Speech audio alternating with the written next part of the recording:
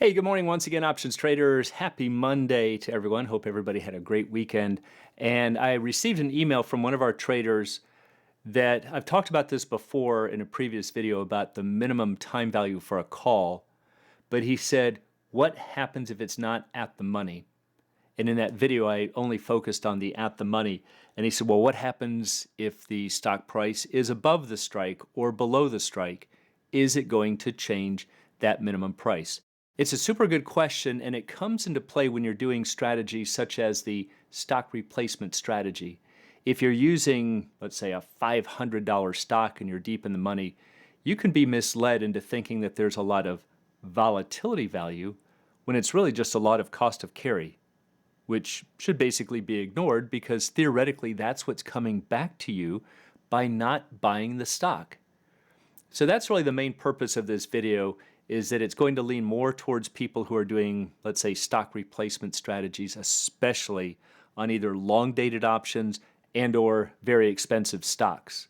But there's a lot of applications, so let's go find out more. What is the minimum time value for a call option? As always, before we do, please be sure to click like and subscribe. It's greatly appreciated and helps to promote the channel. So let's start with a risk graph, which we've seen in virtually every video. And this is for a $100 call. We can see it's a 100 strike because that's where the bend is. The black line is the expiration curve. The red line is the current curve, let's say with maybe 30 days to expiration or 60 days to expiration.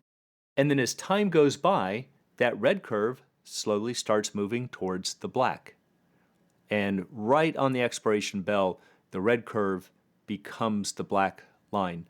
So again, this is a reminder for everybody who likes to look at these expiration graphs.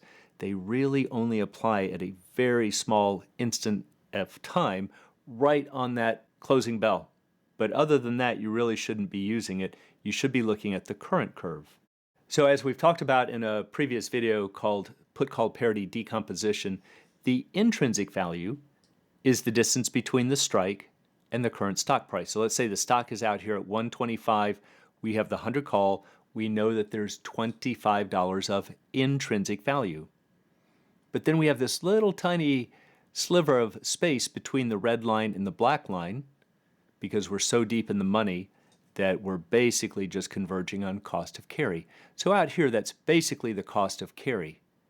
But as we start moving towards the strike, that gap gets really wide. We're starting to include the value of the put and the volatility value.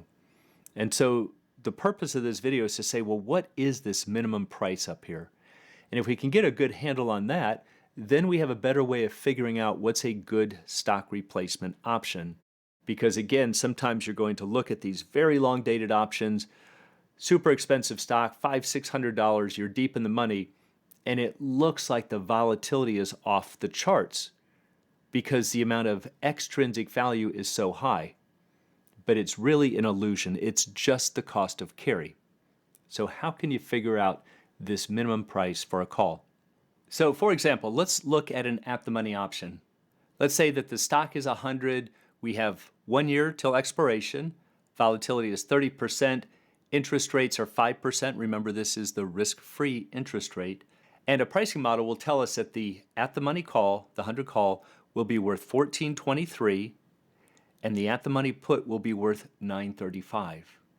Now notice that the difference between these is $4.88, and that turns out to be important. We're going to find out this is the minimum value for that call, but there's a little trick we need to do if it's an in-the-money option or an out-of-the-money, or in other words, if the stock is at a price different from the strikes. So to understand this, remember that the bond, if we're looking at put call parity, that if we have a treasury bill or a discount bond, it's going to equal today, if it's a 100 face, which means that you're going to receive $100 in 1 year, and if the risk-free interest rate is 5%, which is what we said here, then that bond would sell for $95.12 today. So if you pay $95.12, remember you don't collect any dividends or coupons. You just pay $95.12. That's why it's called a discount bond. And in 1 year, you collect $100. So that difference acts as your interest. So how much did you make? Well, if you paid 95.12 and you collect 100, you made 488. And so again, this is another way of showing where this 488 difference is coming from. So let's take a look at put call parity, and we'll find out some little tricks we need to do when the options are not at the money. So remember, the basic formula for put call parity says stock plus put minus call equals a discount bond, or a T-bill. Remember, if there's no sign out here to the left of any of these letters, it's assumed to be positive. We just don't write it. So this is telling us a position in long stock plus a long put, that's why there's a plus P, plus a short call, that's why there's a minus C, is the same thing as holding a discount bond. So once we have this, we can rearrange it into lots of different ways to get different insights. So let's look at the difference between the call and the put. So we'd have to make the call minus put over on the left-hand side, and we're going to take the stock minus the bond on the right. So in that previous example, we saw the call was 1423, the put was 935. We know that the stock is 100, there's the 100. We know that the current value of the bond, or the present value, is 95.12. And take a look at that, whether we look at the left-hand side, the difference between the call and the put, or we look at the difference between the stock and the value of the bond, today's value, comes up to be 488. So notice that here the call option is trading for much more than 488. So all we're saying is that the minimum value must be 488 because the put's got to trade for at least 0. Can't be negative. So even if the put's value was down here at 0, what makes this balance? Call price of 488. So it turns out if this call, no matter where the stock is trading for anything less than 488, there's an arbitrage. And that means that there's an ability to make free money. Not going to go through the steps in this video, but it's got to trade for at least 488. And that's really to prevent this arbitrage. The markets are going to ensure that it trades for at least 488. So now once we have our bearings here for the at the money, remember the stock is at 100, we're looking at the $100 call. What happens if we're dealing with an option that's in the money? Or let's say, in other words, that the stock is not equal to the strike. And that was really this person's question. So let's say that the stock is above 100. We had the 100 call and the 100 put. What happens now? Well, think about it. What's happening with this right-hand side? This value over here is becoming greater than 488. We're just making this distance bigger by increasing the stock's price. So what's the only thing that we could do to make the left-hand side balance? Because if we're looking at the pricing model, we know that the call has to trade for at least intrinsic value. So this call, let's say if the stock is 3 points above the strike, trading at 103, the call's price is going to trade for at least 3 plus this price. So we'd have to actually subtract out the intrinsic value on the call to find that call's minimum price. Now we do the opposite if the stock is below the strike. Let's say the stock is at 97. What happens to this difference right here? It starts getting smaller. And so this difference over here is going to get smaller. So to find the call's minimum price, we'd have to take the intrinsic value of the put and add it back to the call. And you'll see that in a moment. We'll go to a pricing model. But also take a look here that if we made the stock's price equal to 95.12, then the call and the put price should trade for the same value, because we'd have 95.12 minus 95.12 equals 0, and the only way that call minus put could be 0 is if they were trading for the same price. So again, there's a lot of neat insights here once you start understanding the at-the-money version, and with these slight tweaks, we can figure out a call's minimum price no matter what price we have for a stock. So let's go over to a pricing model and take a look at some examples. Okay, so here is a new pricing model that I discovered. It's at option-price.com. Really a great little model because it also gives us the call and put prices. Some of the other ones I used gave you call or put. So this is really nice. I also give you these risk graphs below. A lot of neat things that it does. But let's just focus on, first of all, the at the money. I've got the stock at 100, exercise price or the strike price at 100, 365 days to expiration, 5% interest rates, no dividends, 30% volatility. And it's telling us that the call should be 1423 and the put should be 935. That's what we saw in the presentation. And if we subtract these out, we get 488.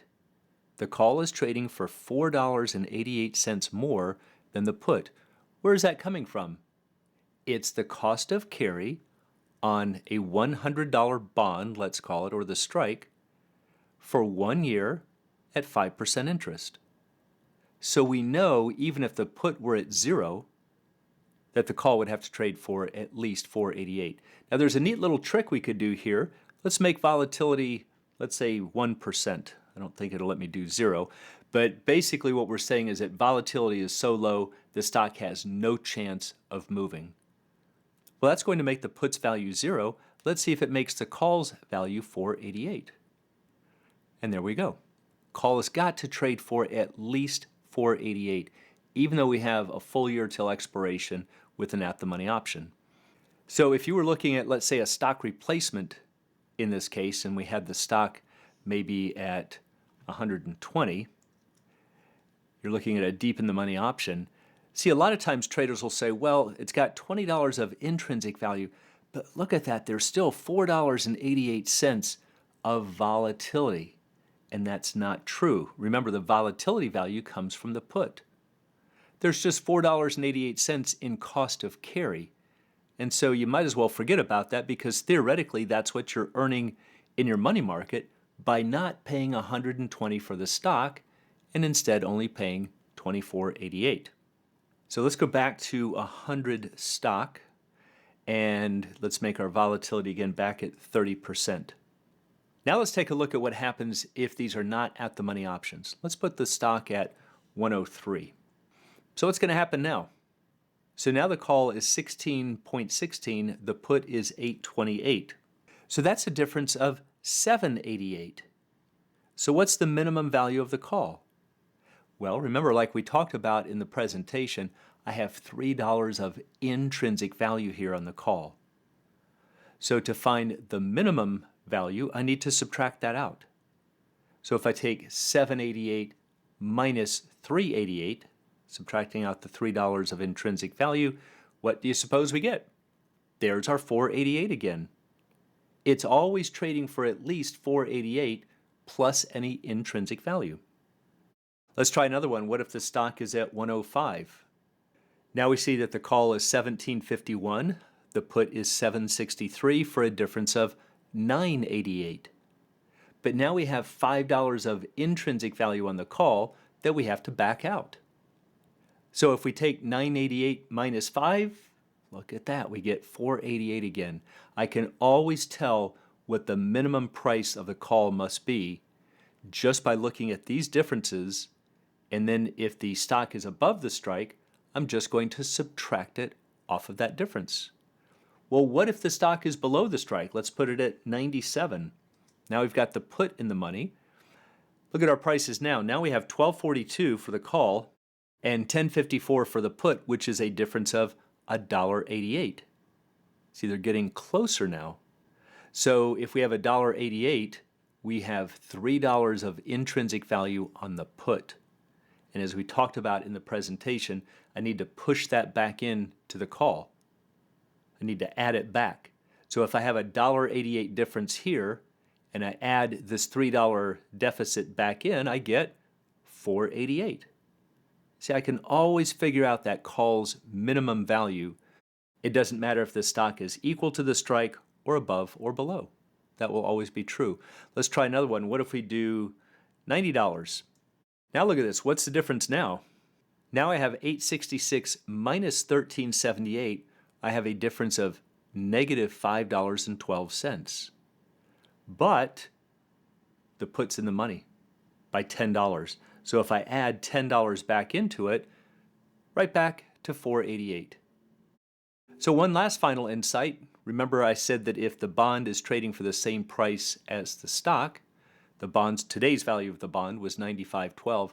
What if we make the stock equal to 95.12? Then on the right-hand side of that put-call parity equation, we had 0, and that means the difference between the call and the put must be 0. So let's make this 95.12, and there we go. They are exactly the same price. So hopefully that's a new little tool for your toolbox to help you make decisions. Again, this mostly comes into play for those of you doing the stock replacement strategy to help you keep your bearings and not get fooled into thinking that what might really be a big cost of carry is actually the volatility.